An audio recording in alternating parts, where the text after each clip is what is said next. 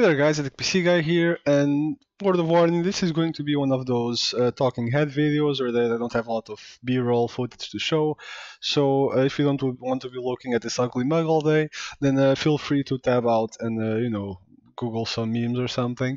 In any case, this video is going to be about benchmarks and how they are achieved. So not so much the technical part of how to make the graphics and all that sort of thing, but how to get the actual numbers and data for your benchmarks. Before actually going into the process, what is a benchmark? A benchmark is basically a performance measurement of a game or a program or application or a process or whatever you name it to see how well it performs, and usually to compare it with other alternatives and see which one is the best one and which one is more worth getting or a better value for your money or whatever, what just performs better in any case.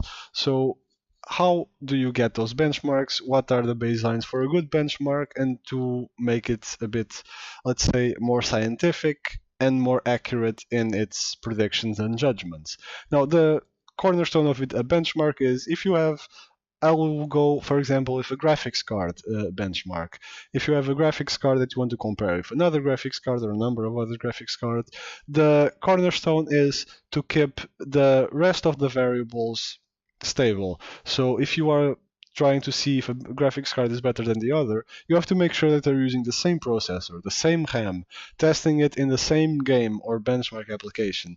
If you're testing it in a game, you have to test it at the same spot with as much similar conditions as possible, so that whatever variation you see in the results is the result of the graphics card change and not the result of a change of scenery or a change in room temperature, for example. So starting with that, you want to keep, for example, the temperature of the room as controlled as possible. If you have air conditioning, that makes it a lot easier.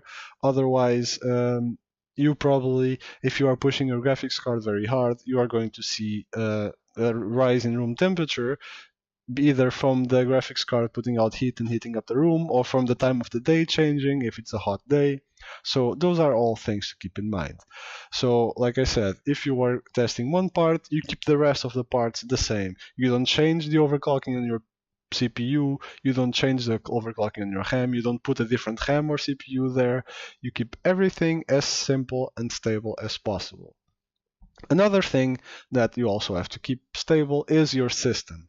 Now, if you want to have an accurate benchmark, you would need to have a clean installation of Windows, no processes running in the background, no Windows updating. You want to keep the drivers the same for all the benchmarks that you're doing, because let's say if you do a benchmark today and NVIDIA has thrown out a different graphics card driver, or AMD if you have an AMD card, and you do one benchmark with one driver, another benchmark with the other, who's to say that the graphics driver did not include some performance fixes or changes that sway the performance better or worse from one day to the other. So you want to keep the driver stable. And the same goes for the Windows version and the BIOS version of your motherboard and all that sort of stuff. You want to keep that the same across the entire testing session. If you are testing in games, you want to test the games as closely as possible. It's a bit difficult in games, but it is possible. You want to test it in the same place with the same things happening, so that the variation is not from, for example, a very intense scene that pushes your graphics card to the limit, and then you go test another graphics card on a bit more low pace environment, let's say, that could influence your graphics score. What I personally do is I try to have a save point in a spot, load it there, do my benchmarks, then load again the same spot, the same scene, the same action with the other graphics cards. And that hopefully gives you a mostly accurate prediction. Now, how do you get those numbers? I'll actually do a video about this, how to do the numbers on how to get the counters showing and how to set them up. But usually it is with MSI Afterburner. It has included a Riva Tuner statistics application, I believe, and that's what actually gives you the overlay at the little corner of your screen with the numbers showing of FPS, temperature, fan speed. You can choose a lot of different things to put there. Like I said, I will do a video for that in the future for you guys to see how to do that, how to get that showing, and how to check your own system if you want. Some games or some types of benchmarks are very easy to switch between one and the other. If you are, for example, like I did in the past with my video, look it up if you are interested, of how much you gain in terms of performance by overclocking your graphics card. Those videos are a bit easier to benchmark because you don't have to replace components, you don't have to replace thermal paste or bleed your water cooling loop or whatever. You just change the settings, go onto the game and do it. So in those types of benchmarks, I could actually just stand in a place in the game, do a little bit of whatever, see what the results were, and then Alt Tab, go to Afterburner, change the overclock settings, and do the same again. And I don't have to restart, don't have to reload the game. It's very easy and simple to actually get that. Still time consuming, obviously, because I was testing a number of games, but the actual process is very simple and easy and quick. So that is not really the most difficult of benchmarks. Other types of benchmarks, if you're, for example, comparing one graphics card to another or one CPU to another, it takes more time because you have to turn off your PC, slap the new part in there, apply thermal paste. If it's a CPU, put the cooler back. Even if it's a GPU, you still have to put it back in place. So, and turn off your PC, restart it, get the programs running again. So that is all a lot more time consuming and, well, takes a lot more effort, to be honest. And obviously you need to have the parts available and they need to be compatible to the same motherboard if you're talking CPUs. If they are not, then you run into the other problem, which is you have to find a motherboard that is as close as possible to that in terms of performance and overclocking performance and all that. You have to find a motherboard that runs it almost as good as, or as nearly as possible as good as the other one, to keep that variable as equal as possible to your previous comparison point. Obviously, if you have a water cooling loop, this becomes even more difficult because you probably will have to bleed the loop, apply the thermal paste again, bleed it again, fill it, bleed out the air. You know how it goes. If you are into water cooling and you need to replace a part, it does take some time. So that would make the whole process a lot more difficult. And I do not envy the people. I mean, in a way, I do envy the more professional tech reviewers that review stuff like this all the time. On the other hand, I do not envy the time that they have to put in there, and obviously it's their full-time job. It's not my full-time job, so there is that difference as well. But yeah, in a way, they have a really nice job that I would like to have a job like that one day, but it does not mean that I don't do anything and I just do the videos. There's a lot of preparation involved. Even for someone like me that does it very amateurishly, there is a lot of time-consuming things happening, and for them it's multiplied by a lot. So I do value the work they put in, and huge kudos to all you guys. I mean, professional guys out there putting out reviews. I do appreciate your work, and yeah, good job. Really, I love your guys' content. If you are reviewing things like coolers or cases, then you have another layer of complexity because you have to test the same components, and in that case thermals are very important because usually that's what you test when you're testing cooling, obviously, or cases. So you have to keep the room temperature very controlled and you have to measure it very accurately, always use the same program or with a thermal gun or whatever you are doing. So that adds another layer of complexity to the whole thing. If you're testing, for example, acoustics, that is also a little more difficult. If you are going to try to find out how loud a fan is and you want to provide an objective opinion and not just, oh, this one sounds louder, which is not very objective, let's face it, you have to have a very controlled environment with a very soundproof room, no crazy stuff like a truck driving or construction happening outside or your dog tackering around the floor.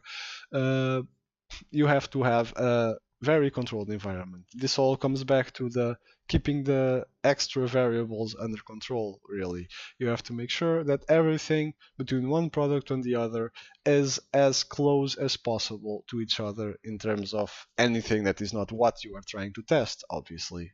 In terms of what you use to test your stuff with, then, well, there are benchmark programs out there. There's Cinebenches and Unigine and plenty of graphics benchmarks out there. There are CPU benchmarks out there as well. There's Blenda 8064, Prime 95, take your pick. There's a lot of different benchmarks you can run. You should probably run multiple types of benchmarks to have results in different scenarios, because they sometimes test slightly different aspects of product's functionality. So you should always run several of them. And if you're testing gaming, you should probably test a bit more demanding games, let's say. On my own benchmarks, even though I kind of see myself as a gamer, I don't play a lot of different games. I don't own a lot of different AAA games, let's call it, that are usually the ones that drive your graphics card to the max. If you see a lot of other YouTubers, they're using things like Shadow of the Tomb Raider or Metro or Battlefield 5 or whatever. And I don't really own those games. Most of my investment in the in the clo- in the recent past has been to improving my actual platform, my PC. As you might have seen, I've upgraded it in the not so distant past, and building the desk and moving houses and all that. So I have not actually bought a lot of AAA games lately. So the games that I do play are a bit less demanding graphically. And when you are testing benchmarks, you want to drive it to the extreme. So you do need to test on very demanding games, like those games I mentioned earlier. The benchmarks that I mentioned that I have done myself are with a bit less demanding games, but they still compare one to another in terms of frame rate. So even if the thermals aren't really driven to the max, you can tell by the frame rate which one is better than the others. Now, then you have, yeah, what exactly are you testing? Are you testing frame rate on a specific use? Are you testing thermals? Are you testing, what are you testing exactly? So that's something that you want to know and that you need to collect data on. Once that data is collected, then you do get the nice looking graphics that you see on everyone's channels with the little lines. This CPU overclocked. This GPU in this game against this GPU in the same game. So this is how your benchmarks are born. Now, I've done a video before if should benchmarks always be taken at face value. Well, for things like CPUs and GPUs, yes. For things like coolers, yes, I guess. Things like motherboards are a lot more subjective because of the feature set that comes attached, obviously, and like, for example, controlled lighting synchronization and USB connections and Thunderbolt. You have to see for yourself what is valuable to you. But yeah, benchmarks are usually a reasonably solid way to compare one product to another when it comes to raw performance. Now, this is basically the technique behind benchmarks.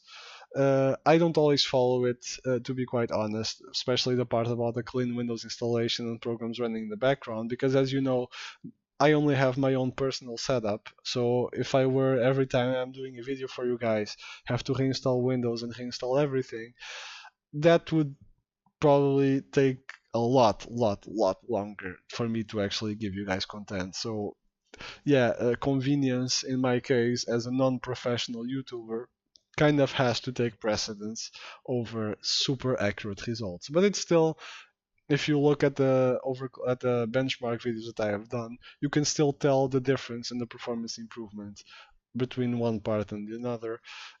Might not be accurate to the max, but it does give you a fairly good idea of what you can expect. Now, this has been it for my explanation on benchmarks, what they are, how they are achieved. I hope you guys have enjoyed the content. Hope you have a better idea of how things happen, why they are done in the way they are done, and the importance of each step on achieving a particular result. And this has been Addict PC Guy. I'll try to do more benchmarks for you guys in the future whenever I can get my hands on some hardware, which is not very often, sadly. Maybe in the future, if the channel grows, I'll be able to do it more often, like I've said in the past.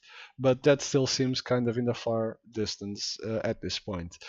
I'll do what I can. Like, if you like this sort of videos or the other videos, check out the rest of the videos if you want to see. I have quite a variety of content. Subscribe if you like the channel and would like to see more content from me, and I'll do my best to keep you guys happy with a variety of different content. So this has been Attic PC Guy, and I'll see you guys next time.